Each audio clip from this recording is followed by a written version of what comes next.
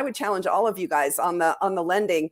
Bitcoin's a disinflationary asset. I love what Andreas Antonopoulos says. You don't need yield on this. Just holding Bitcoin itself is getting you ahead because of the fact that Bitcoin itself is a disinflationary asset. The amount of inflation in Bitcoin is what I think it's 1.8% now is the inflation rate annualized in Bitcoin. That's how much additional Bitcoin is being mined pursuant to the algorithm that is not going to be changed at this point. Okay. And every 4 years, that inflation rate gets cut in half. That is a lot less than the 8-9% reported inflation that we're seeing in the United States right now. Right. So, it's a disinflationary asset and you don't need to leverage it. And if you leverage it, you are essentially creating risk for yourself that you're picking up pennies in front of a freight train, to use an old Wall Street phrase, that you just, you're taking on counterparty risk and you don't even know whether the 8% yields that you're earning on your Bitcoin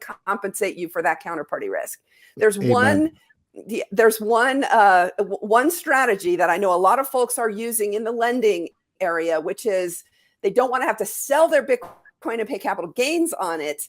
And so therefore they're borrowing against it in order to pay their taxes.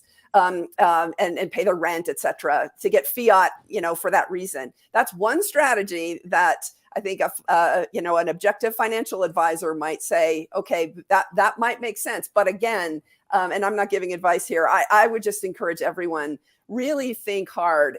Did Satoshi Nakamoto give us money that has no counterparty for us to then turn around and go get a bunch of counterparties?